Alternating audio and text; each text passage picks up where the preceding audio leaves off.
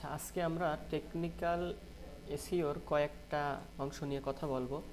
ঠিক আছে, তো আমাদের ক্লাস টপিকসটা আগে আমরা দেখি।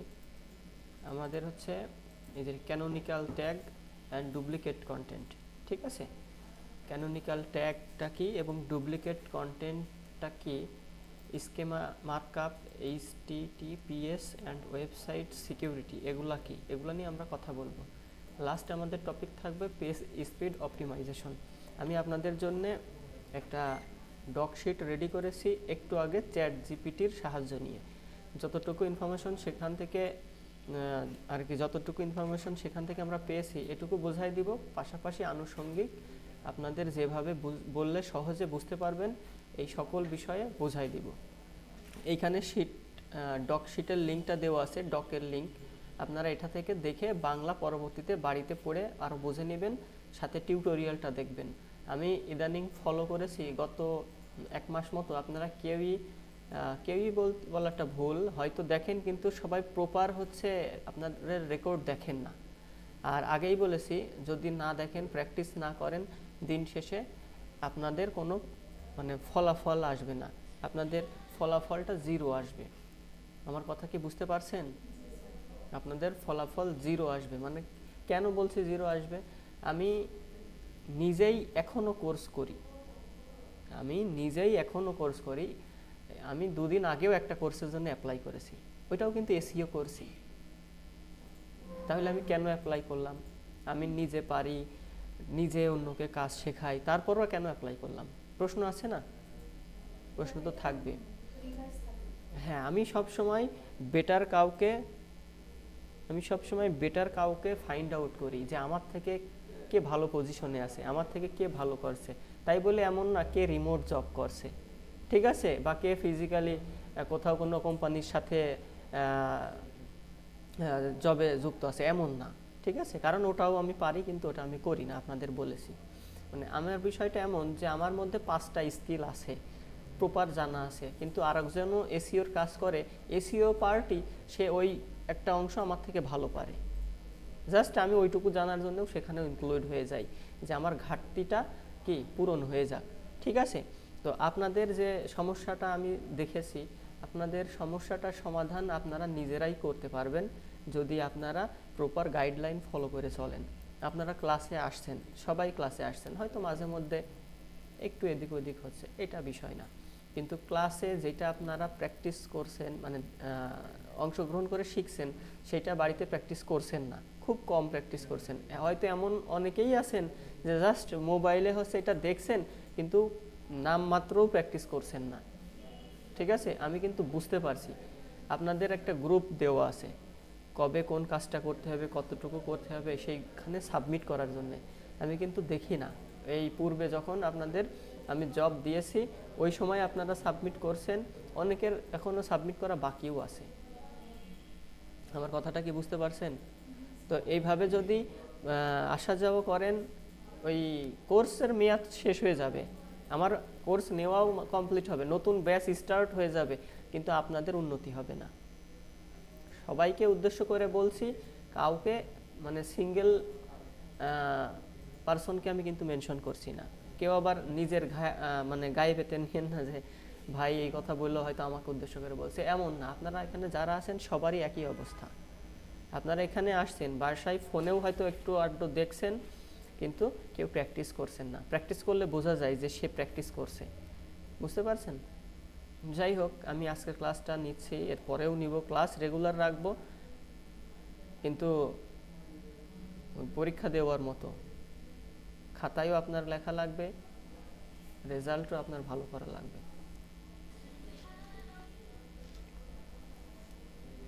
একবার রিসিভ না করলে বুঝতে হয় যে ব্যস্ত আছে, কিন্তু কিছু মানুষ আছে। আসসালামু আলাইকুম।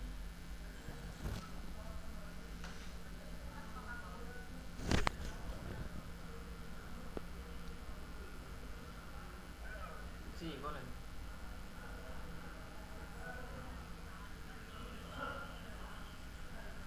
তাহলে কথা বলেন, আর এমনির সাথে কথা বলে দেখেন কি কথা। বাসায় যান। আমি তো বাসায় থাকলে আমি আপনার জায়গায় চলে যেতাম, বাইরে আছি।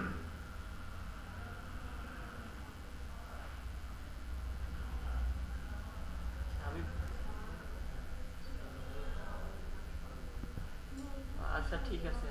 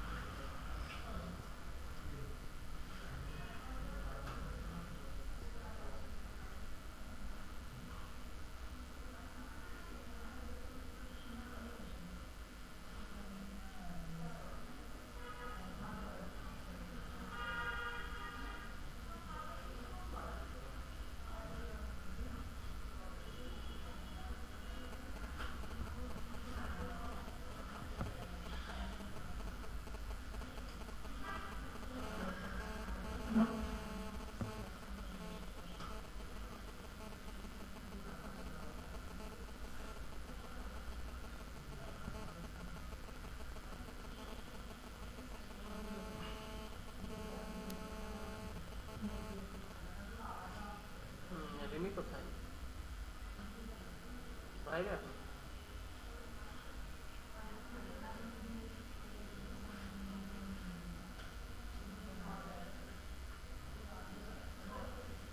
বাসায় একটু কথা বলো তো, ওই বাসায়। হুম। মাঠে আছে বললো। এক্ষুনি কল দাও।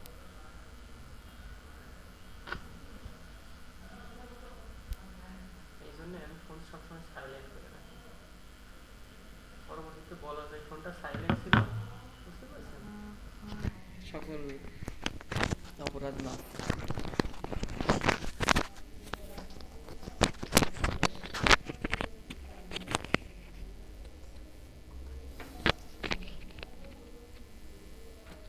আল্লাহ যে কেন মানব জাতি সৃষ্টি করিল আল্লাহই জানে। আচ্ছা, খেয়াল করি আমাদের হচ্ছে টপিকস তাহলে একটা, দুইটা, তিনটা, চারটা। ঠিক আছে, চারটা টপিকস, খুবই ছোট টপিকস কিন্তু কার্য বৃহৎ, মানে কাজ অনুযায়ী অনেক বড়। ঠিক আছে, মান অনেক বড় আর কি, মানের দিক থেকে। কেন বড় আমরা হচ্ছে এখন ওয়ান বাই ওয়ান এটা নিয়ে আলোচনা করব। আচ্ছা, খেয়াল করি প্রথমত হচ্ছে canonical tag and duplicate content. এটা আমি আপনাদের বোঝাই দিচ্ছি, পরবর্তীতে আমরা প্র্যাকটিক্যালি করব যদি আজকে সম্ভব হয়। হয়তো যখন আমরা আমাদের ওয়েবসাইটের কাজ করব ওই সময় একবারে দেখাই দিব। আচ্ছা, ক্যানোনিক্যাল ট্যাগ সার্চ ইঞ্জিনকে জানাই কোন ইউআরএলটি মূল বা প্রাধান্যপ্রাপ্ত পেজ। যখন একই বা মিল আছে এমন একাধিক পেজ থাকে। অর্থাৎ দেখেন ক্যানোনিক্যাল ট্যাগটা কি, আমরা কিন্তু বুঝতে পারছি যে কোন ইউআরএলটি মূল। এখন যদি বলেন এটা আমরা কিভাবে বুঝবো, দেখেন এটা হচ্ছে একটা ওয়েবসাইট। ঠিক আছে, এই ওয়েবসাইটের আমার এই যে এক্সটেনশন একটা ইনস্টল করা আছে, এটাতে আমি ক্লিক করলাম। এক্সটেনশন নিয়ে এখন আমরা কথা বলবো না, জাস্ট আপনাদের বোঝানোর সাপেক্ষে। এটা হচ্ছে ওয়েবসাইটের মেইন ইউআরএল। ঠিক আছে, এটা কি বলা হয়? ইউআরএল, ওয়েবসাইট লিঙ্ক বা ইউআরএল। আচ্ছা, এই ক্যানোনিক্যাল ট্যাগও দেখেন সেম, এই যে ক্যানোনিক্যাল লেখা আছে দেখতে পাচ্ছেন, ক্যানোনিক্যালটাও কি সেম আছে না, নাকি এটা আর এটার মাঝে কোনো পার্থক্য আছে? এটা বলেন। হ্যাঁ, কোনো পার্থক্য নাই। পার্থক্য যদি না থাকে তাহলে আমাদের বুঝতে হবে এই দুইটা একই, এবং একই অর্থ বোঝানোর মাধ্যমে আমরা বুঝতে পারছি যে এইখানে যে কথাটা বলছে যে কোন ইউআরএলটি মূল বা প্রাধান্যপ্রাপ্ত পেজ। ঠিক আছে, দেখেন এটা বোল্ড করে দিলাম। অর্থাৎ মূল যে ইউআরএলটা থাকবে, মূল বলতে কোনটা, এই হোম পেজকেই বুঝি আমরা। এই হোম পেজটাই হচ্ছে ক্যানোনিক্যাল ট্যাগ হিসাবে প্রাধান্য পাবে। বুঝতে পারছি আমরা? আচ্ছা, দ্বিতীয়ত ডুপ্লিকেট কন্টেন্ট। ডুপ্লিকেট কন্টেন্ট হওয়ার কারণ কি? আচ্ছা, এইখানে দেখেন এইচটিটিপি ও এইচটিটিপিএস আলাদা ইউআরএল। যদি বলেন কেন, একটু পরে আমি বুঝাই দিচ্ছি। তারপরে দেখেন www ও নন ট্রিপল ভার্সন, এটা কোন ক্ষেত্রে থাকে, কেন থাকে বলে দিচ্ছি। ইউআরএল প্যারামিটার ফিল্টার বা পেজিনেশন একই ধরনের প্রোডাক্ট বা ক্যাটাগরি পেজ। অর্থাৎ দেখেন, খুব মনোযোগ দেন তাহলে খুব সহজে বুঝে যাবেন, মনোযোগ না দিলে বুঝতে দেরি হবে। যখন খেয়াল করেন, যখন আমি হচ্ছে লিখলাম xyz.com, ঠিক আছে, এটা কিন্তু জাস্ট ডোমেইন। এটা কি জাস্ট ডোমেইন। ডোমেইনের আগে দেখবেন এখানে এরকম থাকে HTTP, এই এরকম একটা থাকবে, তারপরে ডট, আরেকটা থাকবে HTTPS, এরকম একটা থাকবে। ঠিক আছে, আচ্ছা এই দুইটা গেল। এবার এই যে ট্রিপল আর নন ট্রিপল, এটাও থাকবে। কোনটার ক্ষেত্রে থাকবে, কোনটার ক্ষেত্রে থাকবে না। ঠিক আছে, তারপর ইউআরএল প্যারামিটার ফিল্টার বা পেজিনেশন, আর একই ধরনের প্রোডাক্ট বা পেজ ক্যাটাগরি। অর্থাৎ খেয়াল করেন, যখন আমার সেম এইটা একটা ইনক্লুড আছে, এবার সেম এইটারই আমি আর একটা পেজ ক্রিয়েট করেছি, তখন কি এখানে একটা এখানে একটা, কয়টা হয়ে গেল? দুইটা। তো এরকম ডুপ্লিকেট কন্টেন্ট থাকা যাবে না। যদি কখনো থাকে তাহলে আমাদের এই 2 নাম্বারটা ডিলিট করে দিতে হবে। কি করতে হবে? ডিলিট করে দিতে হবে। ঠিক আছে, এবার আমরা একটু ব্যাকে আসলাম। ব্যাকে এসে এইখানে আসলাম। দেখেন, এখানে আসার পর এখানে যখন আমি ডাবল ক্লিক করলাম, প্রথমত আমি ফাঁকা জায়গা এখানে ক্লিক করলাম, এই অবস্থা আছে। এখানে সিঙ্গেল ক্লিক করলাম, আর যদি এখানে আরেকবার ক্লিক করি, দেখেন এইখান থেকে এটা উঠে আসছে, HTTPS আসছে না? আসছে। এখানে একটা এস আছে, দেখতে পাচ্ছেন? এর অর্থটা কি? আচ্ছা, এর অর্থটা হচ্ছে আমরা যখন একটা ওয়েবসাইট পারচেস করি, ধরেন আমি আমার বিজনেসের জন্য একটা ওয়েবসাইট পারচেস করব, সেই ওয়েবসাইটটা সিকিউর রাখার জন্যে, মানে নিরাপদ রাখার জন্যে কি করা হয়? SSL নেওয়া হয়। SSL এটা হচ্ছে সিকিউরিটি পারপাস। যখন আমরা ওইটা হচ্ছে নেব, তখন হচ্ছে আমাদের কি হবে? আমাদের ওয়েবসাইটে এই এসটা যুক্ত হয়ে যাবে। ক্লিয়ার? বুঝতে পারছেন? এটা যখন ডোমেইন পারচেস করব আমরা, ঠিক ওই সময় কিনে নিতে হয়। আমরা ওই যে একটা ডোমেইন পারচেস করার কথা বলছি, খেয়াল আছে? হ্যাঁ, ওইটার সব কিছু কনফার্ম, অ্যাকাউন্টও হয়ে গেছে আমাদের। আজকে মেবি ওই বিকাশে টাকাটা দিয়ে দিলে ওখান থেকে তারা তাদের মতো ম্যানেজ করে দিবে। ঠিক আছে, হয়তো আগামীকালকে আমাদের ওইটা পারচেস হয়ে যেতে পারে, আশা করছি। ঠিক আছে, 1 তারিখে হইলে ভালো একটা দিন আমাদের জন্য। তাহলে এটা কোন ক্ষেত্রে? যখন আমরা ডোমেইন কিনবো, ডোমেইন হোস্টিং নেব। ঠিক আছে, ডোমেইন হোস্টিং নেওয়ার সময় ডোমেইন প্লাস হোস্টিং আমাদের অ্যাট ফার্স্ট কস্ট আসছে $40 কাছাকাছি, তার কম। ঠিক আছে, পাশাপাশি আমরা হচ্ছে যেই SSL নিচ্ছি ওইটা মেবি $6 কাছাকাছি, 1 বছরের জন্য $6। ঠিক আছে, তো এই 40 আর 6 46 বা অ্যাভারেজ $40, 40 থেকে $45 মতো আমাদের কস্ট আসছে। ঠিক আছে, এটা হচ্ছে আমাদের ডোমেইন হোস্টিং আর এই SSL মানে এই সিকিউরিটিটা। ঠিক আছে, এবার কোনটাই ট্রিপল আছে, কোনটাই নন ট্রিপল ভার্সন নাই। ঠিক আছে, কোনটাই আছে কোনটাই নাই। যেটাই আছে সেটা কি বলেন তো, সেটা কেমন, আর যেটাই নেই সেটা কেমন? দেখি একটা ছোট্ট একটা টপিকস, পারেন কি না? পারবেন কেউ?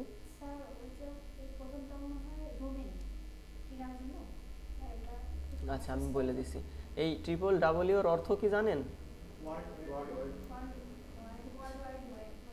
হ্যাঁ, আচ্ছা, ওয়ার্ল্ড ওয়াইড ওয়েব, যেটা এখানে থাকবে এর অর্থটা তো আপনারা বুঝতেই পারছেন, আর যেটা এখানে থাকবে না সেটা আলাদা ভার্সন। মানে ভার্সন দুইটা, একটা ইনক্লুড আর একটা এক্সক্লুড, একটাই থাকবে একটাই থাকবে না। ইউআরএল প্যারামিটার, ফিল্টার বা প্রেজিনেশন, এক কথাই হচ্ছে আপনার সেম ইউআরএল যদি ডাবল থাকে, একটা ইন্ডেক্স আছে আর একটা ইন্ডেক্স নাই, তাহলে আপনার কি করা উচিত? যেটা ইন্ডেক্স নাই ওইটাও কি রাখা উচিত নাকি রাখা উচিত না? রাখা উচিত না, সহজেই বুঝতে হবে। কারণ বিষয়টা এটা যে আপনি, এক কথাই বলি, ফটোকপি করতে একটা দোকানে গেছেন, মেশিন থেকে এক কপি করতে যে ভুল করে সে দুইটা করে ফেলছে, আপনার লাগবে একটা, আপনি কি দুইটা নেবেন? আপনি কিন্তু দুইটা নেবেন না। অনেক সময় অনেকে আছে কি বলে যে ভাই টাকা দেওয়া লাগবে না, দুইটাই নিয়ে যান, আমার কাছে রেখে কি করব, বলে না? তখন কি আমরা নিয়ে নিই না? হ্যাঁ, যখন আমরা নিয়ে নেওয়ার অর্থটা কি? আমরা হচ্ছে পোস্ট করেছি কিন্তু ইন্টারনেট কানেকশনের স্পিডের কারণে ডাবল ক্লিক করেছি, পোস্ট একবার হয়ে গেছে, আবার ক্লিক করার কারণে আবারও পোস্ট হয়ে গেছে, মানে দুইবার পোস্ট হয়ে গেছে। তখন আমাদের কি, একটা কিছুদিন পর ইন্ডেক্স হয়েছে আর একটা নন ইন্ডেক্স হয়ে আছে, তখন আমাদের কি করতে হবে? যেটা নন ইন্ডেক্স হয়ে আছে ওইটা ডিলিট করে দিতে হবে, ঠিক আছে? তা না হলে নন ইন্ডেক্সের পেজ বা এই যে ইউআরএল যে যতগুলা থাকবে এগুলো ডাবল হয়ে যাবে। ডাবল হয়ে গেলে তখন হচ্ছে এটাই একটা ইরোর আসবে। ইরোর মানে কি, ইরোর বলা যায় না, এটাকে ইস্যু বলা হয়। এই সমস্যাগুলো সলভ করতে হয় পরবর্তীতে। একই ধরনের প্রোডাক্ট বা ক্যাটাগরি পেজ, তাহলে একটা ছোট্ট উদাহরণ দিয়ে আজকে বলে দিই। গতকাল আমি হচ্ছে একটা ওয়েবসাইটের কাজ করছি। তো ওয়েবসাইটটা আমি প্রায় 3 থেকে 4 মাস কাজ করছি। তো হঠাৎ করে গতকালে আমি ওয়েবসাইটটার অন পেজ এসইওর কাজ একটু বাকি আছে, ওইটুকু করব। যখন আমি ওইটা করতে গেছি তখন দেখি সেইখানে 4টা পেজ মিসিং। কয়টা পেজ?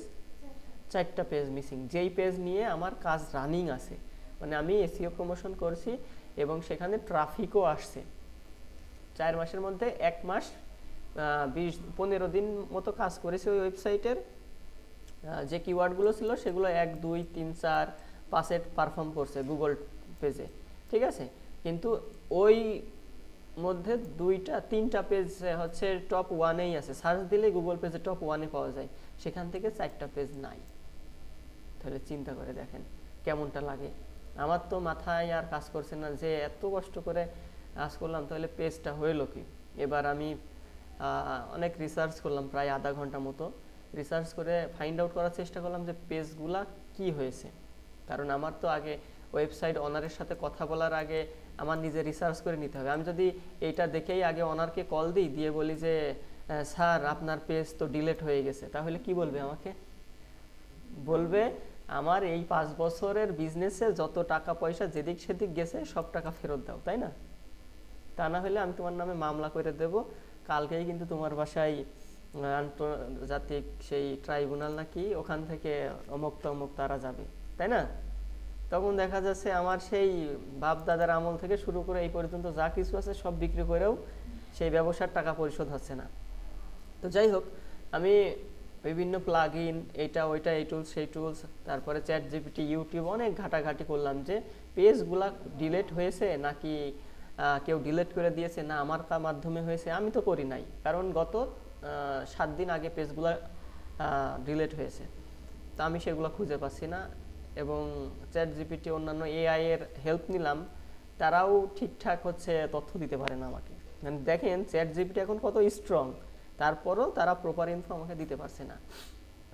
এবার যাই হোক, অ্যাট লাস্ট আমি কিছু রিসার্চ করার পর আমি হচ্ছে অনারের সাথে কথা বললে উনি আমাকে জানালো যে 7 দিন আগে তারা নিজেরাই 4টা পেজ ইনভিজিবল করে রাখছে। তখন আমি মানে একটু রেগেই গেছিলাম, তারপরও যেহেতু ওই যে খরিদ্দার লক্ষ্মী এরকম একটা কথা আছে, আমি সেই জন্যে বললাম যে আচ্ছা 4টা পেজ এই অবস্থায় আছে, আমাকে একবার জানানোর প্রয়োজন মনে করলেন না? তখন বলছে জি আপনাকে অবশ্যই জানানোর প্রয়োজন ছিল, কিন্তু মানে এতটাই আমরা সমস্যার মধ্যে ছিলাম যে আপনাকে বলার সুযোগটা হয়নি। ঠিক আছে, আমি আর দ্বিতীয়ত কোনো কথা বাড়ালাম না, আমি জাস্ট জিজ্ঞাসা করলাম যে টোটাল 11টা পেজের মধ্যে 4টা পেজ আপনি রিমুভ করেছেন, তাহলে আমাদের এখানে আর 7টা পেজ আছে, এই 7টা পেজের প্রমোশন কি আমি রানিং রাখবো না অফ করব? তখন আমাকে বলল যে ঠিক আছে এগুলা রানিং রাখেন। বিষয়টা বুঝতে পারছেন? এতে মানে সে তো তার প্রয়োজন নাই 4টা পেজ, সে ইনভিজিবল বা ডিলিট করে দিল, ঠিক আছে, বাকি 7টা পেজ নিয়ে আমাকে লড়াই করতে হলে এই 7টা পেজের কিওয়ার্ডগুলো কোনটা কততে আছে আমাকে রিসার্চ করতে হবে। আবার যদি এটা সাপোজ মনে করেন 1-এ নাই 10-এ আছে বা কোনোটা আছে 30-এ আছে, তখন কিন্তু এগুলো আমার আবার টপে 1-2-তে নিয়ে যেতে হবে। তাহলে বুঝতে পারছেন বাড়তি একটা ঝামেলা না আমার? ঠিক আছে, তো এইরকম সমস্যায় আমি পড়ছি। শেয়ার করার অর্থ এই না যে ক্লাসের সময় নষ্ট করা, শেয়ার করার অর্থ এইটা যে আপনারাও ভবিষ্যতে এরকম সমস্যায় পড়তে পারেন যদি এই কাজে আপনারা নিয়োজিত থাকেন। ঠিক আছে, আচ্ছা পরবর্তী টপিকসে চলে যাই। ক্যানোনিক্যাল ট্যাগ দেখেন REL, ঠিক আছে, REL ইকুয়াল যেই ট্যাগটা ক্যানোনিক্যাল, এটা হচ্ছে এই দুটো দেখেন এখানে কোটেশন আছে না, কোটেশন আছে মাঝে দেখেন ক্যানোনিক্যাল লেখা, এটা ব্যবহার করে গুগলকে বলা হয় যে এটা ক্যানোনিক্যাল। এই যে এই ইউআরএলটি আসল পেজ হিসেবে ধরো, ঠিক আছে, এটা আমরা যখন সাবমিট করব তখন এখানে এটা ইনক্লুডেড আছে, এটা এখানে এভাবে দেখা যাচ্ছে, কিন্তু যখন আমরা ক্যানোনিক্যালটা সাবমিট করব, যেমন এই যে robot TXT site map XML, এটার যদি আমরা রোবট এটা ক্লিক করি, এই দেখেন দেখছেন গতদিন আমরা দেখাইছিলাম না, এটা মনে আছে? এটা হচ্ছে ডিসঅ্যালাউ যদি আমরা করতে চাই পরে এখানেই করতে হবে। দেখেন এবার আমরা এটাতে এসে যদি XML-টা ই করি, sitemap.xml, এটাতে ক্লিক করলাম, এই যে এগুলো গতকালকে দেখাইছি মনে আছে? বাসায় দেখছেন, টিউটোরিয়াল দেখছেন সবাই? হ্যাঁ, এইগুলা কিন্তু এর মধ্যে আবার কিন্তু পেজ পোস্ট আছে। এই দেখেন এটার মধ্যে আমি এটার উপর ক্লিক করলাম, এই দেখেন এর আন্ডারে কয়টা আছে? 4টা আছে না? 4টা। এবার ব্যাকে আসলাম, আবার এটাতে ক্লিক করলাম, এর আন্ডারে দেখেন কতগুলা আছে না? আছে, হ্যাঁ এইগুলা এর মধ্যে এই যে কতটা ইমেজ আছে, লাস্ট মডিফাই করা হয়েছে কত তারিখে, এগুলো সব আছে। বুঝতে পারছেন টপিকসটা? আমি যখন এই যে ধরেন এই ওয়েবসাইটেরই যদি কোনো পেজ ডিলিট হয়, আমি কিন্তু এখান থেকে দেখে বুঝতে পারবো যে কত তারিখে মডিফাই করা হয়েছে। ক্লিয়ার? আচ্ছা, তারপরে দেখেন উপকারিতা কি, যখন আমি ডুপ্লিকেট কন্টেন্ট রিমুভ করব, ডুপ্লিকেট কন্টেন্টের কারণে এসইও সমস্যা কমে। কোন সমস্যা কমে? এসইওর সমস্যা কমে বলতে আমি সহজ ভাষায় বোঝাই দিচ্ছি, যখন সেম ইউআরএল দুইটা থাকবে তখন একটা গুগল ইন্ডেক্স করবে আর একটা করবে না।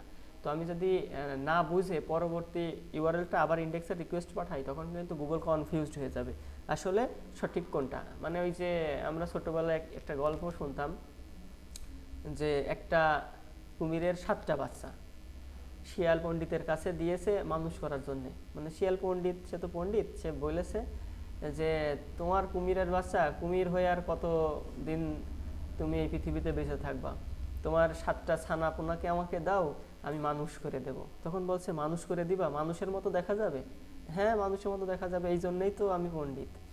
ঠিক আছে নিয়ে রাখো। তো নিয়ে রাখছে, তো ও হচ্ছে একটা দিন যায় একটা করে ছানা খেয়ে নেয়, 2টা দিন যায় 2টা ছানা খেয়ে নেয়, এভাবে ওকে আবার বলে রাখছে যে তুমি কিন্তু 1 মাসের আগে আসবা না, তাহলে কিন্তু তোমার ছানাকে আমি মানুষ করতে পারবো না, 1 মাস পরে আমার সাথে দেখা করবা, তোমার 7টা ছানাকে মানুষ বানিয়ে দেব, তখন নিয়ে যাবা। তো কুমির যেহেতু 7টা ছানা রেখে এতদিন আর থাকতে পারছে না, 6 দিনের দিন না 7 দিনের দিন সকালবেলা সে চলে আসছে যে আমি আর পারছি না, না দেখে থাকতে পারছি না।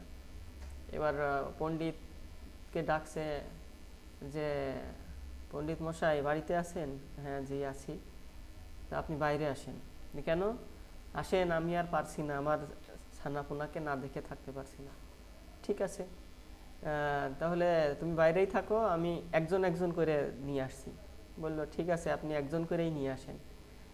এবার প্রথমে ওই একটা ছানাই তো আছে, তো ওইটা প্রথমে নিয়ে আসছে, নিয়ে এসে বললো এই তোমার প্রথম ছানা। এবার ভেতরে নিয়ে চলে গেছে, আবার ওকেই ঘুরিয়ে নিয়ে এসে বলছে এই তোমার দ্বিতীয় ছানা।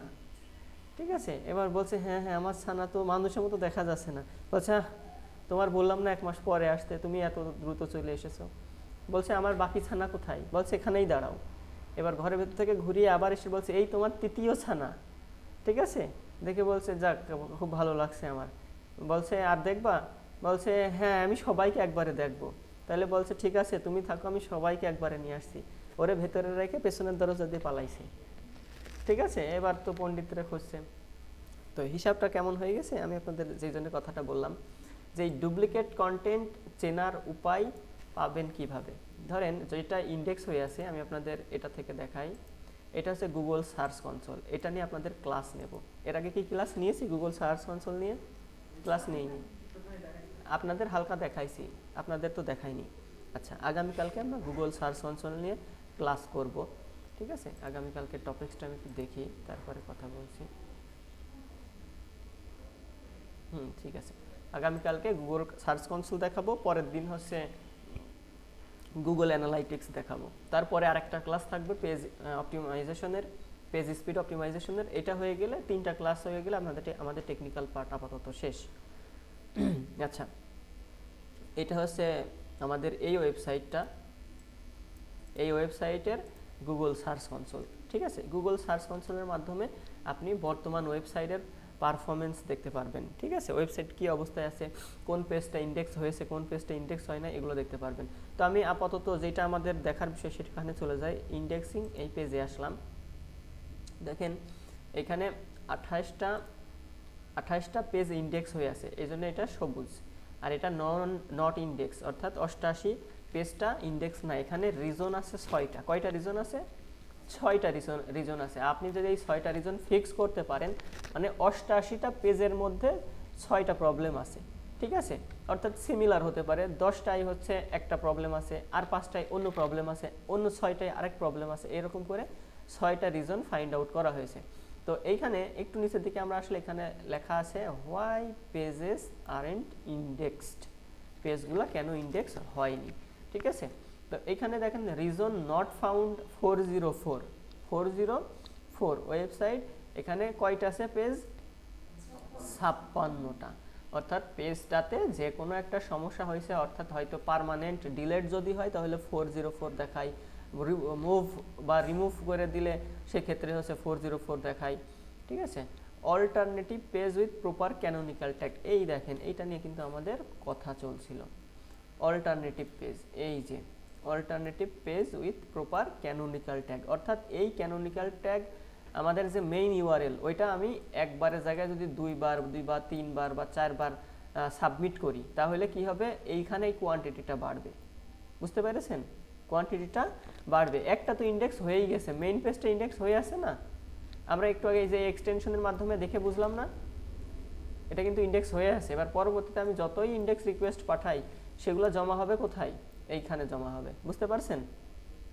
আচ্ছা, পেজ উইথ রিডাইরেক্ট, কিছু পেজ আছে, কিছুর মধ্যে কয়টা? 4টা পেজ আছে, যেটা হচ্ছে রিডাইরেক্ট, অর্থাৎ ক্লিক করার পরে রিডাইরেক্ট হয়ে আরেকটা ওয়েবসাইটে মানে লিঙ্কে চলে যায়। Exclude by no index tag.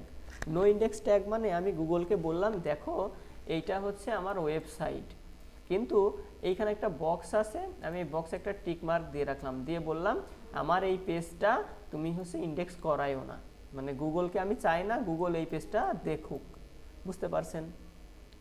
এই জন্য এটা হচ্ছে নো ইন্ডেক্স ট্যাগ ইউজ করা। নো ইন্ডেক্স ট্যাগ মানে পাশা লেখা থাকে, ঠিক আছে, যে আপনি গুগলকে এই পেজটা দেখাতে চান নাকি হাইড রাখতে চান।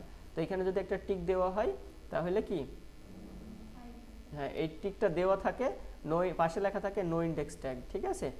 এবার আপনি এই টিকটা যখন উঠাই দেবেন তখন কি এটা ইন্ডেক্সের আওতায় চলে যাবে। ক্লিয়ার? তারপর discovered current not indexing, currently not indexing, এটা হচ্ছে 7টা। কয়টা আছে? 7টা। এটা কার সমস্যা? গুগল সিস্টেমের সমস্যা। এখানে কিন্তু সোর্স লেখা আছে, এইগুলো সব ওয়েবসাইটের, আর এটা গুগল সিস্টেম, এটা হচ্ছে গুগল সিস্টেমের সমস্যা, ঠিক আছে? কারেন্টলি নট ইন্ডেক্সিং, কারেন্টলি বলতে আমরা হচ্ছে গত ক্লাসে মানে এই ওয়েবসাইটটা নিয়ে আমরা বেশ কিছু উদাহরণ দিয়েছি, তার মধ্যে আমরা হচ্ছে কিছু ইন্ডেক্স পাঠাইছিলাম, মনে আছে? তো কিছু সময় হচ্ছে সময় নেই, 1 মিনিট বা 2 মিনিট এরকম সময় নাই, তো আমরা কি করলাম সময়ের আগেই কেটে দিলাম। তখন এই গুগল সিস্টেম মানে গুগলের বটটা ঠিকঠাক তো ক্রল করতে পারে না, না করার কারণে তখন এইটা এই জায়গায় জমা হয়ে যায়, বুঝতে পারছেন? তো এগুলো রিমুভ করা যায়। আচ্ছা, তারপর আছে সফট 404। সফট 404 মানে ওয়েবসাইটের যে সফটওয়্যার সেট আপ করা আছে, বিভিন্ন সফটওয়্যার থাকে, যদি কমার্স মানে ই কমার্স রিলেটেড ওয়েবসাইট হয় সেক্ষেত্রে অনেক প্রোডাক্ট থাকে, তার মধ্যে বিভিন্ন ধরনের প্রবলেম থাকতে পারে। আবার যদি সেখানে সফটওয়্যার সেট আপ করা থাকে সেই সফটওয়্যারেও সমস্যা দেখা দেয়। এইরকম করে দেখেন টোটাল কয়টা আছে? 7টা। 1 2 3 4 5, 1 2 3 4 5 6 7টা। এই 7টায় কয়টা আছে? 88টা পেজ। বুঝতে পারছেন? এগুলো আমাদের কি করতে হবে? এগুলো আমাদের ধরে ধরে এক একটা রিমুভ, মানে একবারে ডিলিট করে দিতে হবে, ইউআরএল বা পেজগুলো রিমুভ করে দিতে হবে। আর যেগুলো ফিক্স করা যায় সেই সমস্যাগুলো সমাধান করতে হবে। বুঝতে পারছেন এইটুকু? আচ্ছা, পরবর্তীতে লিঙ্ক অথরিটি এক জায়গায় জমা হয়। লিঙ্ক অথরিটিটা কি? লিঙ্ক অথরিটি, ধরেন একটা ওয়েবসাইট থেকে আমি রেফারেন্স, মানে একটা ব্যাকলিঙ্ক নিলাম, একটা ওয়েবসাইট থেকে আমি একটা ব্যাকলিঙ্ক নিলাম। সেই ব্যাকলিঙ্কটা হচ্ছে ওই সোর্সের, মানে যেখান থেকে আমি লিঙ্কটা নিলাম, দেখেন একটু সহজ করে বোঝাই তাহলে আপনাদের সুবিধা হবে। এটা আমার ওয়েবসাইট, ঠিক আছে? এটা হচ্ছে আরেকজনের ওয়েবসাইট। আমি এই ওয়েবসাইটের আন্ডারে একটা আর্টিকেল পোস্ট করলাম, ঠিক আছে? এই একটা আর্টিকেল পোস্ট করলাম এই ওয়েবসাইটের আন্ডারে। পোস্ট করে এবার আমি কি করলাম, এখান থেকে একটা ব্যাকলিঙ্ক নিলাম, নিয়ে এইখানে আমার ওয়েবসাইটকে ব্যাকলিঙ্ক করে দিলাম, অর্থাৎ এখানে ক্লিক করলে আমার ওয়েবসাইটে আসবে। এটা তো দেখছেন এর আগে, ওই যে আমরা যখন অন পেজ করেছি এক্সটার্নাল ব্যাকলিঙ্ক করছি, মনে আছে? ওইটার মতো। এবার যখন আমরা এখানে একটা ইউআরএল দিয়েছি বা হচ্ছে কিওয়ার্ড দিয়েছি, এখানে ক্লিক করলে আমাদের ওয়েবসাইটে আসছে, তখন এখানে একটা টপিকস থাকছে। টপিকসটা কি? টপিকসটা হচ্ছে এই ওয়েবসাইটের ডোমেইন অথরিটি। ডোমেইন অথরিটি কত? ধরে নেন ডোমেইন অথরিটি 70। কত? 70। আর আমাদের ওয়েবসাইটের অথরিটি মাত্র 2, 100-র মধ্যে 2। ঠিক আছে? তাহলে আমাদেরটা কত কম না? এখন ধরেন আপনার এলাকার কমিশনার সাহেব গার্লস স্কুলে ফোন দিল, দিয়ে বলল যে আমার বাড়ির পাশে একটা মেয়ে আছে, ক্লাস 1-এ পড়ে, ওরা বাবা মা একটু আর্থিকভাবে দুর্বল, আমার বেশ ধরেছে, তা ক্লাস 3-তে পড়ে, একটা সিট দেখো দেওয়া যায় কিনা। যেহেতু কমিশনার বলছে গার্লস স্কুলের ওনাকে, তখন এই যে কোঠা আছে না, আমরা কোঠায় কিছু কথা বলি না? হ্যাঁ, তো এইরকম হচ্ছে কিছু কোঠা থাকে, এলাকার মেম্বার, এলাকার হচ্ছে এমপি, এনাদের কিছু কোঠা থাকে, তাদের হাতেই থাকে, তারা ডিরেক্ট কল দিলে এটা দিতে বাধ্য। এরকম কিছু নিয়ম আগে ছিল, এখন আছে কিনা আমি জানি না। ঠিক আছে? এবার দেখা যাচ্ছে কি করলো, সে ফোন দেওয়ার কারণে এখানে এটা ইনক্লুড হয়ে গেল, মানে স্কুলে ইনক্লুড হয়ে গেল। ঠিক সেই এরকম যে এনার ডিএ কত? 70। এনার ডিএ কত? 2। তো ইনি যদি ওনাকে রেফার করে, অর্থাৎ আমি এখান থেকে যে ব্যাকলিংকটা নিচ্ছি এটা স্ট্রং হচ্ছে না, তাহলে আমার কি অথরিটি বাড়ছে না? মানে আমি সাহস পাচ্ছি না। ঠিক এই রকম লিঙ্ক অথরিটিটা এভাবে বাড়বে। আমি পরবর্তীতে আপনাদের প্র্যাকটিক্যালি দেখাবো, জাস্ট আজকে এটা সম্পর্কে ধারণা দিচ্ছি। গতকালকের ক্লাস, আজকের ক্লাস আর নেক্সট দিন যে ক্লাসটা করব, এই 3টা ক্লাস খুব ভালো করে বারবার দেখে দেখে বুঝে নিতে হবে। ক্রল ইফিসিয়েন্সি আর র্যাঙ্কিং। ক্রল ইফিসিয়েন্সিটা কি আর র্যাঙ্কিংটা কি? ক্রল ইফিসিয়েন্সিটা তো আপনাদের বুঝিয়েছি, যেমন এই যে আমাদের গুগলের যে বট, সে যদি ঠিকঠাক ক্রল করতে না পারে তাহলে আপনার ওই ইউআরএলটাকে ইন্ডেক্স করবে না। ঠিক আছে? আর র্যাঙ্কিংটা কি? র্যাঙ্কিং হচ্ছে যখন একটা ওয়েবসাইট ক্রল করা হয়, ওয়েবসাইটের এই যে লিঙ্ক অথরিটি বাড়ানো হয়, তারপর সাপোজ 100 নম্বর পজিশন থেকে এটা এই যে উন্নত হয়ে 10, 20, 30-এ আসছে, এগুলোকে বলা হয় র্যাঙ্কিং উন্নত করা। ঠিক আছে? Number 2, schema markup. স্কিমা মার্কআপটা কি? স্কিমা মার্কআপ হলো ওয়েবসাইটের কোডে যোগ করা বিশেষ তথ্য, যা সার্চ ইঞ্জিন কন্টেন্টকে ভালোভাবে বুঝতে সাহায্য করে। স্কিমা দিয়ে কি বোঝানো হয়? সেটা হচ্ছে বিজনেস তথ্য, প্রোডাক্ট, তারপর price, review, rating, blog, article, FAQ, event, এগুলো আমরা প্র্যাকটিক্যালি দেখব। উপকারিতাটা কি? গুগলে রিচ রেজাল্ট বা রেটিং, এফএকিউ, প্রাইস ইত্যাদি দেখা যায়। কি দেখা যায়? কি দেখা যায়? রেটিং, তারপরে রিভিউ, প্রাইস, এফএকিউ, এগুলো দেখা যায়। ক্লিক থ্রো রেট, যেটাকে বলা হয় ফ্রিকোয়েন্টলি আস্কড কোশ্চেন, মানে অর্থাৎ কিছু কিছু ওয়েবসাইটে দেখবেন অটো কিছু কোশ্চেন দেওয়া থাকে। ঠিক আছে? অর্থাৎ আপনি যে কোনো ওয়েবসাইট থেকে একটা প্রোডাক্ট পারচেস করতে চাচ্ছেন, সেখানে দেখবেন যে লেখা থাকে যে আপনি কোন ব্র্যান্ডের পণ্য নিতে চাচ্ছেন, আপনার বাজেটটা কত, মানে 2000 না 5000 না 10,000। ঠিক আছে? আপনি কোন সাইজের নিতে চাচ্ছেন। সাপোজ আপনি একটা ড্রেস কিনবেন, ওর নির্দিষ্ট একটা সাইজ থাকবে, ব্র্যান্ড থাকবে, তারপরে কোয়ালিটি অনুযায়ী এটার প্রাইস থাকবে, ওইগুলা দেখবেন কোশ্চেন আকারে দেওয়া থাকে। এটা তারপর সার্চ ইঞ্জিন কন্টেন্ট আরও ভালোভাবে বুঝতে পারে। সার্চ ইঞ্জিন বলতে আমি যেটা গুগলের কথা বললাম, ঠিক আছে, গুগলের যে বট আছে সেটা ক্রল করতে আসলে ওইটা ভালোভাবে বুঝতে পারবে, আর কন্টেন্ট আরও ভালোভাবে পড়তে পারবে। হ্যাঁ, বট আর রোবট একই কথা, মানে কোনো সময় বট বলা হয়, কোনো সময় রোবট বলা হয়। বট, বিওটি, বট। হ্যাঁ, ওই দেখবেন ফ্রি ফায়ার গেম খেলার সময় অনেকে বলে ও তো বট, কিছু পারে না, ঠিক আছে। হ্যাঁ, নতুন খেলা শিখেছে। আচ্ছা, যাই হোক, ওই ছেলেরা জানে এইসব বিষয়ে। আপনার বাচ্চা কাচ্চা খেললে হয়তো আপনি জানেন, কপাল ভালো আপনার, খেলায় এনো না কখন সময়। আচ্ছা দেখেন, স্কিমা সরাসরি র্যাঙ্কিং বাড়ায় না, কিন্তু ভিজিবিলিটি ও ট্রাস্ট বাড়ায়। সরাসরি কি বাড়ায় না? র্যাঙ্কিং বাড়ায় না, কিন্তু কি বাড়ায়? ভিজিবিলিটি এবং ট্রাস্ট বাড়ায়। HTTPS ও ওয়েবসাইট সিকিউরিটি। আচ্ছা, HTTP এর নিরাপদ সংস্করণ, যেখানে SSL বা TLS সার্টিফিকেট ব্যবহার করে ইউজার ওয়েবসাইটের ডেটা সুরক্ষিত রাখা হয়। অনেক সময় দেখবেন যে ওই যে কথা হয় না যে অমুক চ্যানেলের বা অমুক ওয়েবসাইট বা অমুক পেজ হ্যাক হয়েছে, তথ্য চুরি হয়েছে, এরকম কথা হয় না? তো এটা হচ্ছে এই যে আপনি যদি SSL সার্টিফিকেটের কথায় না নেন, SSLটা না সংযুক্ত করেন আপনার ইমিউনিস্টিং এর সাথে, তাহলে কিন্তু আপনার এই সমস্যাটা থাকবে, ঠিক আছে, ঝুঁকি থাকবে। এই যে দেখেন লেখা আছে SSL সার্টিফিকেটই বলা হয়, এই দেখেন লেখা আছে সম্পূর্ণ SSL সার্টিফিকেট, সিকিউরিটি পারপাস, ঠিক আছে। তারপর গুগল HTTPS কে একটি র্যাঙ্কিং ফ্যাক্টর হিসেবে বিবেচনা করে। কেন র্যাঙ্কিং ফ্যাক্টর? কারণ যখন গুগলের কাছে আপনি বৈধতা দেখাইতে পারবেন, সাপোজ আপনি একটা দেশে যখন মুভ করতে চাচ্ছেন, তখন আপনার কি পাসপোর্ট লাগবে প্রথমত, তারপর লাগবে কি ভিসা। অর্থাৎ পাসপোর্ট সবার থাকতে পারে, ভিসা সবার থাকে না। তো যার কাছে ভিসা আছে কি তাকে অন্য জায়গায় যাওয়ার অনুমতি দেওয়া হয়। ঠিক এইরকম যখন আপনার এখানে SSL সংযুক্ত থাকবে, গুগল তখন আপনাকে ইজিলি র্যাঙ্কিংয়ে সাহায্য করবে, অর্থাৎ আপনি বৈধ পথে যাচ্ছেন। HTTPS কেন জরুরি? User data, log in, form, payment সুরক্ষিত রাখে। অনেক সময় দেখবেন আপনি হচ্ছে পেমেন্ট করেছেন, কিন্তু ওয়েবসাইট ওনার বা মডারেটর বলছে আমরা কোনো অর্থ পাইনি, আমরা কোনো অর্থ হাতে পাইনি। তখন আপনি বলছেন না, এই যে স্ক্রিনশট, সেও আপনার তাদের ইনবক্সের স্ক্রিনশট দিচ্ছে যে এই যে আমরা হাতে পাইনি। তো অনেক সময় কি হয়, যখন আপনার SSLটা থাকে না, বা এক কথায় নিরাপত্তার সাপেক্ষে আপনি কোনো কিছু ইনক্লুড করবেন না, তখন হচ্ছে বিভিন্ন হ্যাকার আছে, তারা এই পেমেন্ট মেথডের ওখানে নিজেদের পেমেন্ট মেথড অ্যাড করে দেয়, ঠিক আছে, নিজেদের অ্যাকাউন্ট বা ইনফরমেশন অ্যাড করে দেয়। জাস্ট আপনি তো বুঝতে পারছেন না কোথায় টাকাটা যাচ্ছে। এটা হচ্ছে ইন্টারনাল অপটিমাইজেশন অন পেজের মধ্যে পড়ে, ওখান থেকে টেকনিক্যালি এটা অ্যাড করে দিলে তখন কি হবে, টাকাটা সব চলে যাবে তার আন্ডারে, মানে হ্যাকারের আন্ডারে বা যারা দুর্নীতি করে তাদের আন্ডারে। বুঝতে পারছেন? এই জন্য সবসময় আপনার SSL সার্টিফিকেট নেওয়াটা ভালো।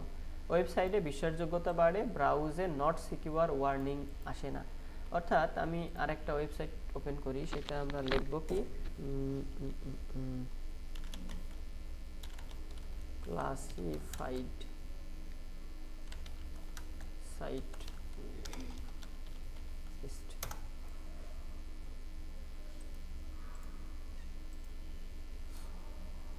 দেখেন এখানে কিছু ক্লাসিফাইড সাইট আছে, ঠিক আছে, এগুলাকে বলা হয় ক্লাসিফাইড অ্যাড পোস্টিং, আবার বলা হয় প্রেস রিলিজ, আবার বলা হয় ক্লাসিফাইড। ঠিক আছে, আমি একটা একটা করে ওপেন করি, ওপেন করার পরে আপনাদের আসল টপিকসটা বলছি। দেখেন এখানে কি লেখা আছে, sorry you have been blocked, you are unable to access classified ads dot com. আচ্ছা, এটাতে সমস্যা আছে, এটা ঠিক আছে। তারপরে এটা ওপেন করি, আমরা কিছু কিছু ওপেন করব।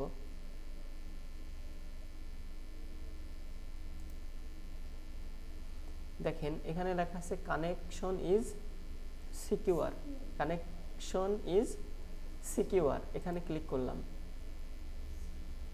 আচ্ছা, এখানে দেখেন your information for example password, credit card number is private when it is send to this site. এর অর্থটা কি বুঝলেন? আপনাকে বলছে যে আপনার ক্রেডিট কার্ড নাম্বার তারপর হচ্ছে পাসওয়ার্ড, কোথায় ইউজার আইডি পাসওয়ার্ড, এগুলো সুরক্ষিত থাকবে যদি তাদেরকেও আপনি সেন্ড করেন, মানে আপনার তথ্য চুরি হবে না। বুঝতে পারছেন আমার কথা? আচ্ছা, certification is valid, certificate is valid, valid মানে কি এখনো এর মেয়াদ আছে। এবার আরেকটাতে আমরা যাব, ওপেন করি, একটু নিচের দিকে দেখি।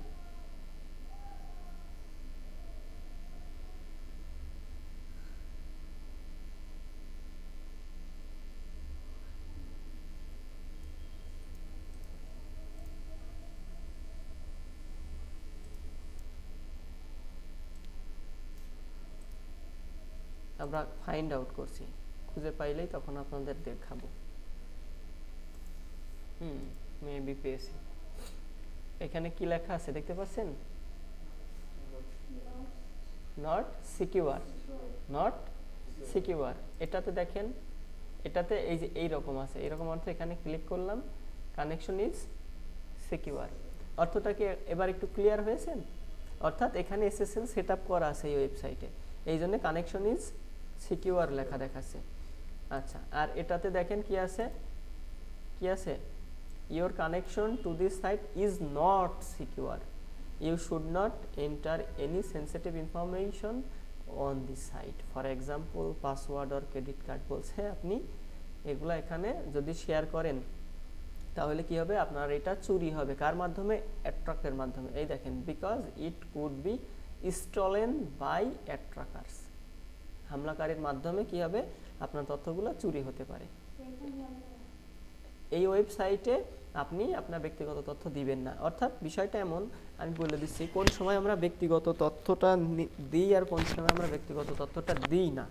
আমরা হচ্ছে ব্যক্তিগত তথ্যটা ওই সময়ে দিই যখন হচ্ছে আমাদের কোনো প্রোডাক্ট পারচেস করার প্রয়োজন পড়ে অনলাইন থেকে। অর্থাৎ আমি অনলাইন থেকে কি করব, আমার হচ্ছে একটা কেটস পছন্দ হয়েছে, আমি সেটা অর্ডার করতে চাচ্ছি। তো যখন আমি এটা অর্ডার করতে চাচ্ছি তখন হচ্ছে এই ওয়েবসাইটে আমি লগ ইন করলাম, লগ ইন করে আমি পেমেন্ট ক্লিয়ার করে দিলাম, আমার নিজের নাম, বাবার নাম, মায়ের নাম যদি প্রয়োজন হয়, আমার এজ, আমার হচ্ছে সাপোজ ওইখানে বললো একটা ব্যাংক অ্যাকাউন্ট নাম্বার দিতে হবে, সেইটার মাধ্যমে পে করো, আমি ব্যাংক অ্যাকাউন্ট নাম্বার দিলাম, পে করলাম। এবং 7 দিন পর আমার প্রোডাক্ট আসার কথা, আমি কোনো প্রোডাক্ট পেলাম না, কল দিলাম, দিলে ওনারা বললো কই আমরা কোনো পেমেন্ট পাইনি। এবার এই ওয়েবসাইট ধরেন যে কোনো কারোর মাধ্যমে হ্যাক হয়েছে অথবা ওয়েবসাইটে তার তথ্য চুরি হচ্ছে, তাহলে আপনার এই যে যেই ডেবিট অথবা ক্রেডিট কার্ডটা ছিল, ডেবিট অথবা ক্রেডিট কার্ডটা ছিল, ডেবিট অথবা ক্রেডিট কার্ডটা ছিল, সেটার তথ্য কিন্তু চুরি হয়ে গেল। এবার কিন্তু ইজিলি আপনার সেই ইনফরমেশন দিয়ে তারা একটা খারাপ কিছু করতেই পারে।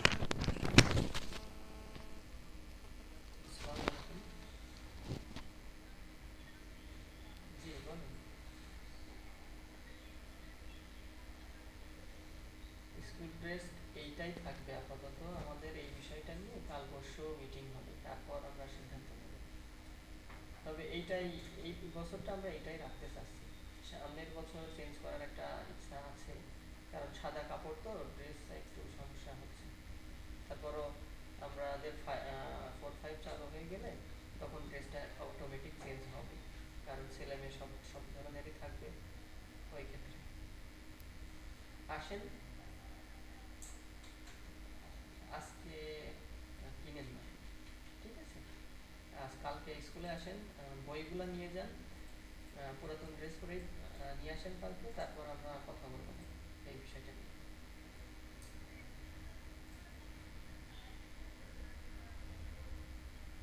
ও আচ্ছা, ঠিক আছে, তাহলে কালকে সিম্পল ড্রেসেই নিয়ে আসেন। ঠিক আছে, আসসালামু আলাইকুম। টেকনিক্যাল এসইও পার্টের ক্লাস মিনিমাম 2 ঘন্টা লাগে, বুঝতে পারছেন? তো 2 ঘন্টা আজকে লাগবে না, আমাদের আর 10 মিনিট মতো সময় লাগবে।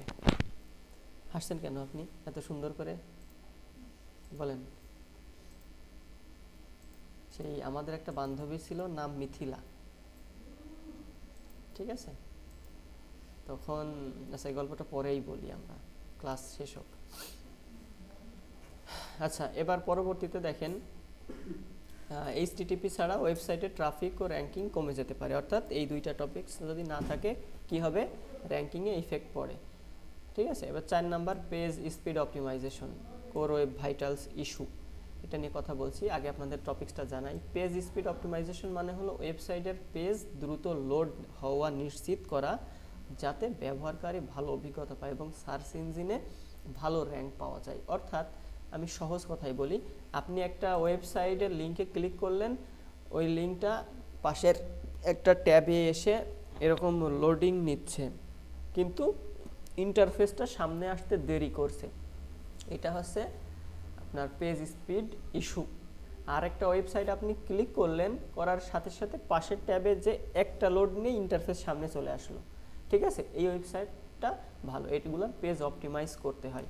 এটা আগে হচ্ছে গুগল থেকে একটা ফ্রিতে সার্ভিস দিত, আমরা দেখি page speed test, page speed inside, আমরা দেখি, দেখেন এখানে ইউআরএল দিতে বলছে, আমরা হচ্ছে আমাদের ওয়েবসাইটের এই ইউআরএলটা দিই, দিয়ে অ্যানালাইজ করলাম। এখানে মোবাইল ভার্সন আর এটা কি ডেস্কটপ ভার্সন, দুইটা ভার্সনে কোনটার পারফরমেন্স কেমন চলে আসবে। আচ্ছা, এটাই হোক, আমরা আরেকটা সাইট ওপেন করি। সাধারণত জিটি ম্যাট্রিক্সটা দিয়ে দেখানো হতো আগে, আমরা 2-3টা টুলস ওপেন করলাম। আচ্ছা, জিটি ম্যাট্রিক্সে এইখানে এসে আমরা ওয়েবসাইটটা দিলাম, দিয়ে টেস্ট নাওতে ক্লিক করলাম। আরেকটা এখানে আছে নিচের দিকে এসে, গুগলের এই সার্ভিসটা আগে ছিল, এখন অফ কিনা আমি জানি না, মেক দি ওয়েব ফাস্টার, দেখি এখানে দিয়ে কোনো, আচ্ছা এটা দেখা যাক, মিয়ামি, নর্থ আমেরিকা, ইউরোপ,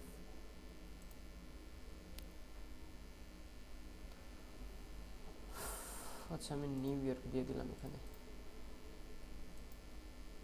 আমরা 4-5টা ওয়েবসাইট থেকে দেখি। প্রথমে হচ্ছে জিটি ম্যাট্রিক্স, একটা এখনো স্ক্যান করছে, এটা এখানে কি লেখা আসছে, নো রেজাল্ট। আচ্ছা আরেকবার ক্লিক করি,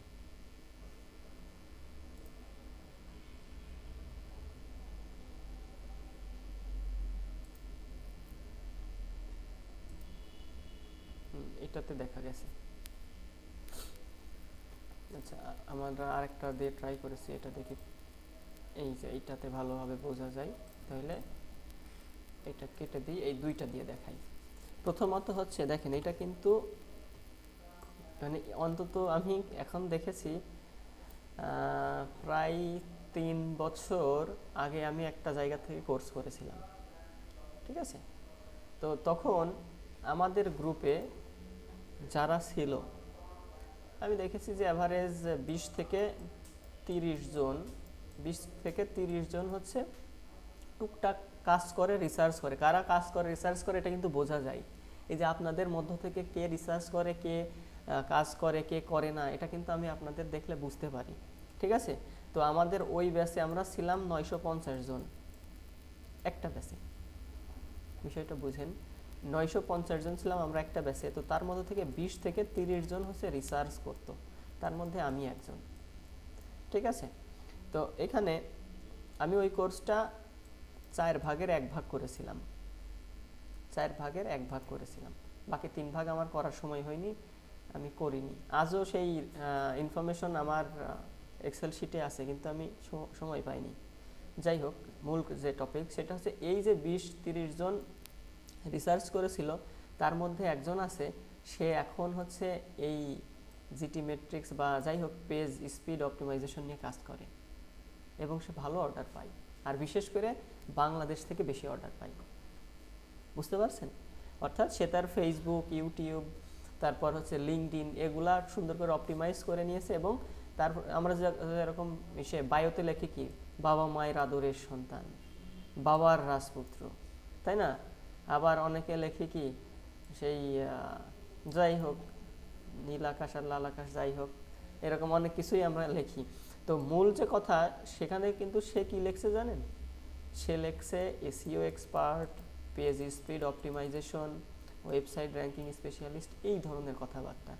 অর্থাৎ আপনি তার প্রোফাইলে ঢুকলে যদি আপনি এই রিলেটেড কিছু ধারণা থাকে বুঝতে পারবেন যে হ্যাঁ সে হচ্ছে তার প্রোফাইলটাকে পার্সোনাল না প্রফেশনাল করে রেখেছে। মানে তার হাই হ্যালো বলার প্রয়োজন, ফোন নাম্বার আছে, হোয়াটসঅ্যাপ আছে, মেসেঞ্জার আছে, তাই না? কিন্তু তার যে প্রোফাইল সেটা কিন্তু প্রফেশনালিটি মেনটেন করে সে চালাচ্ছে এখনো। তো আমার ওইটা দেখে ভালো লাগলো যে না আসলেই এখনো তার কোয়ালিটি সে ধরে রাখছে, এবং মাঝে আমিও চেয়েছিলাম তার কাছ থেকে সার্ভিস নেব। তাহলে বিষয়টা বোঝেন, আমরা একই ব্যাচের, একই সাথে কাজ শিখেছি, কিন্তু তার কাছ থেকে আমার সার্ভিস নেওয়া লাগছে। অর্থটা কি বলেন তো? কারণ সে রিসার্চ করেছে, ক্লাস ঠিকঠাক করেছে, কোর্সটাও কমপ্লিট করেছে, আমি ফাঁকি দিয়েছি। বিষয়টা বুঝতে পারছেন এবার? ঠিক আপনাদের বিষয়টাও এমন হবে। আপনাদের মধ্য থেকেই দেখবেন অনেকে উঠে যাবে, অনেকে জায়গায় থাকবেন। যারা উঠে যাবে পরবর্তীতে আপনারা কাজ পাইলে আপনারাই তাকে বলবেন যে এই কাজটা ভাই কইরা দেন তো। ঠিক আছে, দেখেন এবার আমরা মেইন টপিকসে চলে যাই। মেইন টপিকসটা হলো এখানে পারফরমেন্স কত, 45%। ঠিক আছে, এর জন্য একটা টুলস আছে, ওইটা প্রিমিয়াম টুলস, ওই টুলস দিয়ে পেজ স্পিডটা অপটিমাইজ করতে হয়, আরও কিছু কাজ আছে। তারপরে স্ট্রাকচারটা 80% আছে, 80%-এ গেলে গ্রিন সিগন্যাল আসবে। ঠিক আছে, আচ্ছা তারপরে এই দেখেন এটাকে বলে ওয়েব ভাইটালস বা কোর ওয়েব ভাইটালস। এই ইস্যুটা 2.8 আছে, এটা আপনাকে 0-তে নিয়ে আসতে হবে। টোটাল ব্লকিং টাইম 1.2 সেকেন্ড, এটা আপনাকে আরও সঠিক মানে নিয়ে আসতে হবে, অর্থাৎ এই গ্রিন সিগন্যালে নিয়ে আসতে হবে। এখানে কি আছে, কমুলেটিভ লেআউট শিফট, এটা 0 আছে, অর্থাৎ এক কথায় যেটা আপনার এই গ্রিনে আছে সেটা ভালো আছে, যেটা গ্রিনে নাই সেটা ভালোতে নাই। বুঝতে পারছেন আমার কথা? এবার আমরা পরেরটা ক্যালকুলেট করি। এই একটা ওয়েবসাইট আর এই একটা ওয়েবসাইট, এটাতে দেখেন, এটাতে এইভাবে দেখাই আমরা সাধারণত, এই পেজ স্পিড ইনসাইট এইটাই দেখাই বায়ারকে। ঠিক আছে, এখান থেকে আমরা হচ্ছে ছোট্ট করে এরকম নিয়ে এই দেখেন মানে স্ক্রিনশট নিই। এখান থেকে প্রথমে এই পর্যন্ত একটা স্ক্রিনশট নিই, আপনাদের আমি বুঝাই দিই। আমরা প্রথমে এইরকম একটা স্ক্রিনশট নিই, এটা হচ্ছে 1 নাম্বার স্ক্রিনশট। ঠিক আছে, 1 নাম্বার স্ক্রিনশটে আমরা কি বলি, এটা তো লেখাই থাকে, জাস্ট মেসেজে বলি যে আপনার পারফরমেন্স যেখানে 100 থাকার কথা সেখানে আছে 51, যেখানে 90+ থাকার কথা সেখানে হচ্ছে 86 আছে। আর এই যে বেস্ট প্র্যাকটিস 96, এটা আমরা বলবো এটা 96 ভালো আছে, তবে এটা 100 থাকলে ভালো হয়। আর এটা হচ্ছে কত, এসইও স্কোর আছে 92, এটাও 100 থাকলে ভালো হয়। তো আপনি যখন দায়িত্ব নেবেন তখন হচ্ছে আপনাকে 100-এ ওঠানোরই হচ্ছে দায়িত্ব নিয়ে কাজ করতে হবে। আপনার দায়িত্বটা এমন না যে এখানে গ্রিন সিগন্যাল 92-তে আছে এটা ভালো আছে, এরকম না। 92 মানেও কত, -8-এ আছে না 100 থেকে, এই 100টাও আপনাকে রিকভার করতে হবে। তবে সাধারণত 90+ হচ্ছে বেস্ট রেফার করা হয়। 90+, আপনি যদি কোনো বায়ারকে 90+ করেও এই সবগুলা পাঠিয়ে দেন তারপরও অখুশি হবে না। বুঝতে পারছেন আমার কথা? আচ্ছা, এটা হচ্ছে ফার্স্ট স্ক্রিনশট। এবার এটা নিচের দিকে আমরা একটু নামলাম, নেমে এই যে দেখেন এই পর্যন্ত, মানে এই পারফরমেন্সটা নিয়ে এই ইমেজটা থাকে। এটা মোবাইল ভার্সন, ডেস্কটপটা আমরা পরে দেখছি, মোবাইল ভার্সন। এবারে দেখেন ফার্স্ট কন্টেন্ট ফুল পেইন্ট 3.0s, তারপরে total blocking 370, speed index 12.8s, তারপরে লার্জেস্ট কন্টেন্ট ফুল পেইন্ট। যাই হোক, এইগুলো আপনাদের সব হচ্ছে কি করা লাগবে, গ্রিনে নিয়ে আসা লাগবে। এই দেখেন গ্রিনে কত আছে, 90 থেকে 100, এটা হচ্ছে পারফরমেন্স। ঠিক আছে, আচ্ছা এবার এই যে ভিউ ট্রি ম্যাপে ক্লিক করলে আপনারা এইখানে যেগুলো আছে সব দেখতে পাবেন। অবশ্যই এটা ফ্রিতে আমরা দেখছি। আচ্ছা, এবার প্রবলেমগুলো কি, রেন্ডার ব্লকিং রিকোয়েস্ট। ঠিক আছে, এখানে যদি ক্লিক করি তাহলে এই যে এখানে কোড আছে, এই কোডগুলো সলভ করতে হয়, এটা আপনাদের পরে আলাপ করবো এটা নিয়ে। এক কথায় এইখানে যেগুলো রেড আছে সেগুলা গ্রিন করতে হবে, যেগুলাই ইয়েলো আছে এগুলো আপনাদের গ্রিন করতে হবে। ঠিক আছে, আচ্ছা এটা হচ্ছে পেজ অডিট, পেজ হচ্ছে 86। এক কথায় উপরে আমরা যেটা দেখলাম না, এগুলাই কিন্তু নিচেই দেওয়া, কোনটাই কতটুকু সমস্যা। এই যে এসইও কত আছে, 92, কত আছে স্কোর, 92। এখানে কি লেখা আছে, links do not have descriptive text, one link found, one link found. এই এসইওর কাজটা কিন্তু আমরা এই সাইটের জন্য করেছি। এই দেখেন, এই যে এখানে আপনার পারফরমেন্স, অ্যাক্সেসিবিলিটি, বেস্ট প্র্যাকটিস আর এসইও, এই এসইওর কাজটা আমরা করেছি। এসইওতে একটা ইস্যু খুঁজে পেয়েছে, দেখছেন? এই একটা ইস্যু না পাইলে কত হতো? 100 হইতো। তাহলে এখন যদি আমি মনে করি এই একটা ইস্যু আমাকে সলভ করতে হবে, তাহলে এর পেছনে কিন্তু আমার আবার টাইম দেওয়া লাগবে, বুঝতে পারছেন? বেস্ট প্র্যাকটিসটা এখানে একটা ইরর ধরছে, browser errors were log to the console, were log to the console, অর্থাৎ সার্চ কনসোল আছে না ব্রাউজারের, আমরা যে সার্চ কনসোলে যেটা, এই দেখেন এটা একটা কি লগ ইন আর একটা লগ আউট ভার্সন আছে না, বুঝতে পারছেন আমার কথা? একটা লগ ইন করে রাখা আর একটা কি লগ আউট করে রাখা। এই দেখেন এইটাই প্রবলেম ধরছে, এই জন্য 4% কমাই দিছে। আর এখানে এসইওতে এইটা সমস্যা, যেখানে আছে ক্লিক করলে এই যে হোয়াই চুজ আস, এই লিঙ্কে সমস্যা আছে। কোথায় সমস্যা? হোয়াই চুজ আস, এই দেখেন CH, এটা কি ডাবল ও হয় নাকি একটা ও হয়? এই যে আমরা রোগটাও ধরে ফেললাম। আমি যদি এখন বাসায় যে এটা সলভ করে দিই, তাহলে কিন্তু এটা আমাদের 100 হয়ে গেল। তখন কিন্তু আমি বায়ারকেও এইটার রেজাল্ট দেখাইতে পারবো, এই দেখেন আমাদের এসইও স্কোর কত, 100। হ্যাঁ, বায়ার কি বলবে? পয়সা ফেরত দাও, $350 তুমি পাবা না, এটা বলবে? আর কিন্তু বলার সুযোগ নেই। তো এইভাবে কিন্তু কাজ করতে হবে এবং কাজটা শিখতে হবে। আচ্ছা, এরপর আমরা ডেস্কটপে ক্লিক করলে আমরা উপর দিকে চলে গেলাম, এই যে এইভাবে মুডটা এইভাবে দেখাবে ডেস্কটপ, ঠিক আছে? আচ্ছা, এই অবস্থা, একটা হচ্ছে মোবাইল আর একটা হচ্ছে ডেস্কটপ। ডেস্কটপের অবস্থাও সেম, মানে এখানে সেম থাকবে না, কিন্তু মোবাইলে একরকম পারফরমেন্স আসবে, ডেস্কটপে আর একরকম পারফরমেন্স আসবে।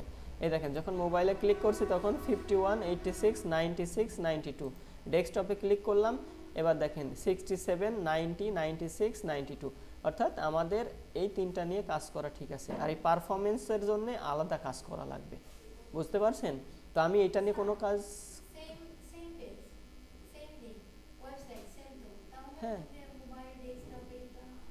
কারণটা হচ্ছে ভার্সন তো আলাদা, মানে এই মোবাইল ভার্সনের জন্য আলাদা কাজ করতে হয়, ডেস্কটপ ভার্সনের জন্য আলাদা কাজ করতে হয়, ঠিক আছে? আমরা কাজ করেছি ডেস্কটপ নিয়ে, বুঝতে পারছেন? আমরা কাজ করেছি ডেস্কটপ নিয়ে, এই জন্য এই যে এই তিনটার পারফরমেন্স কি ভালো, এই তিনটার পারফরমেন্স ভালো। এই যে মোবাইলে ক্লিক করলে, আমরা তো মোবাইল নিয়ে কোনো কিছু করি নাই, যিনি ডেভেলপার আছে উনি হচ্ছে মোবাইল ভার্সনটা তার মতো করে সেট আপ করে দেয়, যে ইস্যুগুলো থাকে ওগুলো পরবর্তীতে আবার ডেভেলপার দিয়ে, তারপরে যিনি এসইওর কাজ করে তাদের সংমিশ্রণে এই ইররগুলো ফিক্স করতে হয়, বুঝতে পারছেন? আচ্ছা, তো যাই হোক, আমাদের এখানে 67 আছে। আমি যদি এটা নিয়ে আবার কাজ করি, আমি ওই যে সেই যার কথা বললাম আমাদের গ্রুপে, তাকে যদি নক করি, বলি এটা 67 আছে, 90 করে দিতে হবে, সে কিন্তু করে দিবে। হয়তো তাকে $10, $20 বা $30 দিতে হবে, কিন্তু এটা যখন হয়ে যাবে, আমি জাস্ট বায়ারকে কি করব, এখান থেকে একটা স্ক্রিনশট নেব। দেখেন আমি এখান থেকে একটা স্ক্রিনশট নেব, একটু এতটুকু বা এটুকুই ধরেন নিলাম, এইটা নিয়ে আমি স্ক্রিনশটটা অ্যাড করে দিব আর বলবো দেখেন এখানে এই যে এসইও, বেস্ট প্র্যাকটিস, অ্যাক্সেসিবিলিটি সবগুলাই 90+ আছে। 90+ মানে বেস্ট ধরা হয়, একটু আগে যেটা বললাম। পারফরমেন্সটা আছে 67-এ। তো আপনি যদি চান তাহলে আমি আপনার ওয়েবসাইটের পারফরমেন্সটা বাড়াতে আপনাকে সাহায্য করতে পারি। এর জন্যও যদি আমি বলি যে এর জন্য আপনাকে $20 পে করা লাগবে, সে কি করবে না? সে কিন্তু করবে। অর্থাৎ আমি কিন্তু এইটার কারণে আরও একটা প্রজেক্ট পেয়ে গেলাম, মানে আরেকটা প্রজেক্টে তার সাথে যুক্ত হতে পারলাম। যাই হোক, এগুলো কৌশল আবার প্লাস আপনার পরিশ্রমও আছে, সব কিছু মিলায়ে এটা করতে হবে, ঠিক আছে? এবার আমরা পরবর্তী টপিকে চলে যাই। দেখেন কোর ওয়েব ভাইটাল এর 3টি মূল অংশ, আমাদের ক্লাস শেষ, এই যে এইটুকুই, ঠিক আছে? এইটুকু আছে, আর 5 মিনিট লাগবে।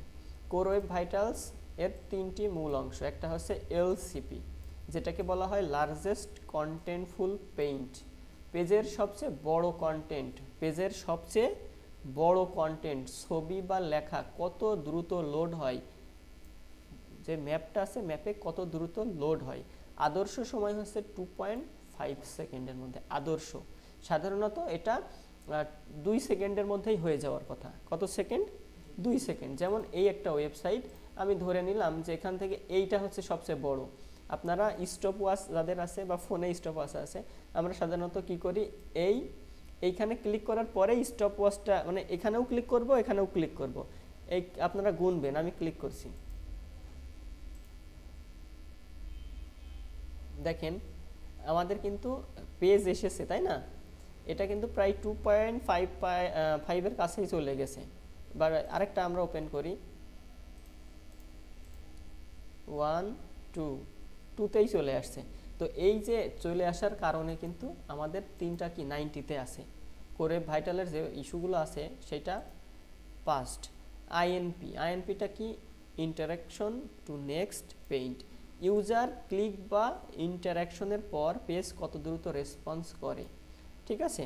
ভালো স্কোরটা কত? 200 মিলিসেকেন্ডের কম। ইউজার ক্লিক বা ইন্টারাকশনের পর, অর্থাৎ এই যে আমি ইউজার, আমি এখান থেকে ক্লিক করলাম, করার পরে কত দ্রুত এটা চোখের সামনে আসছে। যদি এটা দ্রুত আসে তাহলে তো আমি আমার চোখের সন্তুষ্টি। আর আমার এটা যদি দ্রুত না আসে, লোডিং নিয়েই যায়, আমি তাকাই আসি, হলো না, আবার অন্যদিকে তাকাচ্ছি, আবার এদিকে তাকাচ্ছি, হয়নি, আবার অন্যদিকে তাকাচ্ছি, আবার এদিকে তাকাচ্ছি। এই যে এইটা কি বিরক্তিকর না? এটাই হচ্ছে আপনার এই নির্দিষ্ট একটা আইডিয়াল টাইম, যেটা 200 মিলিসেকেন্ড ধরা হয়। সিএলএস, কমুলেটিভ লেআউট শিফট, এগুলো কিন্তু আমি আপনাদের পরবর্তীতে জিজ্ঞাসা করব, ঠিক আছে? পেজ লোড হওয়ার সময় লেআউট কতটা নড়ে যায়, ভালো স্কোর হচ্ছে 0.1 কম। অর্থাৎ পেজ লেআউট বলতে আমি এখানে নিচের এটা ওপেন করলাম, ওপেন করার পরে এটা আসলো, আসার পরে দেখেন এই যে এইটা কি জায়গায় আছে, অনেক সময় পিকচার আছে না, দেখা যাচ্ছে এখানে একটা ইমেজ দেওয়া আছে, ওপেন করার পর পিকচারের ওপরটুকু দেখা যায় বা মাঝেরটুকু দেখা যায় বা নিচেরটুকু দেখা যায় না, এরকম হয় দেখবেন বিভিন্ন ওয়েবসাইটে, ঠিক আছে? ওইটার কথা বলছে। আচ্ছা, এখন পেজ স্পিড বাড়ানোর উপায়টা কি এটা জেনে নেন, আপনাদেরও শিখতে হবে এবং ভবিষ্যতে এটা নিয়ে আপনারাও কাজ করতে পারেন। বাংলাদেশে প্রচুর কাজ করেছে আমাদের ওই ছেলেটা, বাংলাদেশের বিভিন্ন ওয়েবসাইটে, মানে তার ফেসবুক ওয়াল সে পোস্ট করে, আজকে আমার কাজ করে দিল, ওইটা নিয়ে পোস্ট করে দেয় যে এই ওয়েবসাইটের পেজ স্পিড আগে এমন ছিল, বর্তমানে এমন। সবাই দেখে আগে ছিল 30 40 10, আর এবার কাজ করার পরে 80-র উপরে সবগুলো 90 96 95 এরকম। তাহলে কি কাজ নেবে না? আচ্ছা, ইমেজ কম্প্রেস ও নেক্সট জেইন ফরম্যাট, ওএফপি ব্যবহার, ঠিক আছে? ওএফপি বলতে ওয়েব, আমরা সাধারণত হচ্ছে ওয়েব ফাইল ইউজ করি।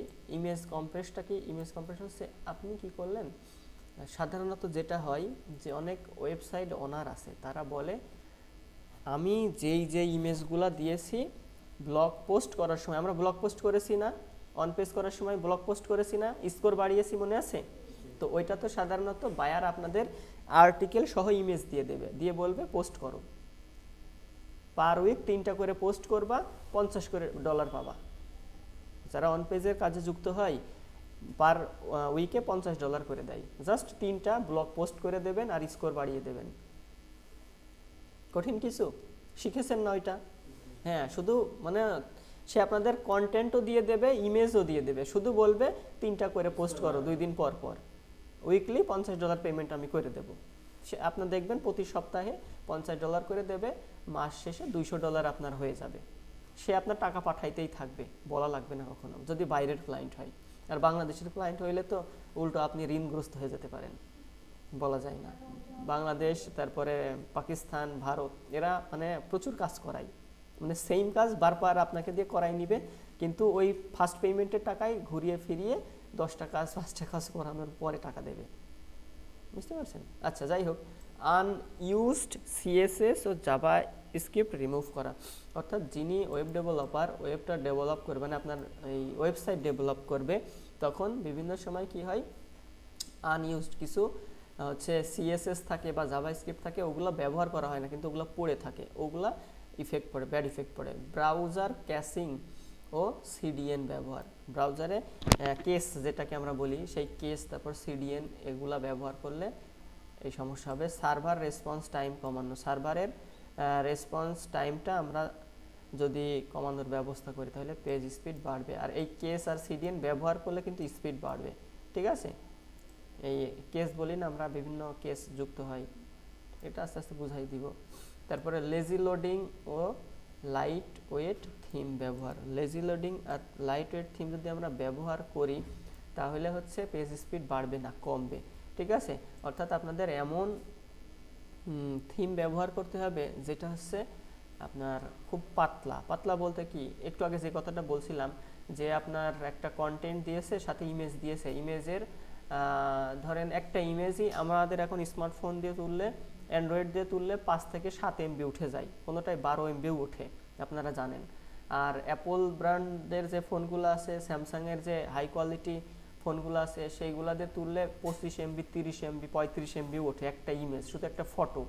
তো সেই ক্ষেত্রে এটা আপনারা কি করবেন, ইমেজ কম্প্রেস করা যায়, টুলস আছে বা সফটওয়্যার আছে, সাইট আছে, সেখান থেকে ইমেজটা কম্প্রেস করে নিলে কি হয়, যেটা 50 MB সেটা হচ্ছে 5 MB হয়ে যাবে। তাহলে এটা এটা কি চোখের সামনে দ্রুত চলে আসবে না ক্লিক করার পর?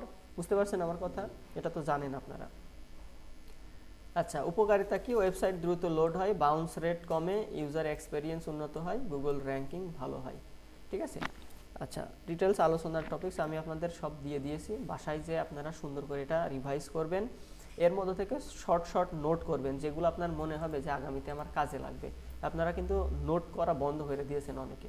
অনেকে প্রথম কিছুদিন এসে খুব ইয়া করলেন যে হ্যাঁ প্রতিটা ক্লাসে নোট রাখতে হবে, কিন্তু 5-6টা 2-4টা ক্লাস করার পরে নোটও নাই, নোটবুকও নাই, সাথে তো কলম ছিল আগে, ওগুলো এখন খুঁজে পান না। ওগুলো করলে কিন্তু ভালো কিছু আশা করতে পারবেন না। ঠিক আছে। অনেকেই আছে নোট করে না, কোনো কিছুই করে না, কিন্তু বাসায় প্র্যাকটিস করে, এটা করতে পারেন আপনারা।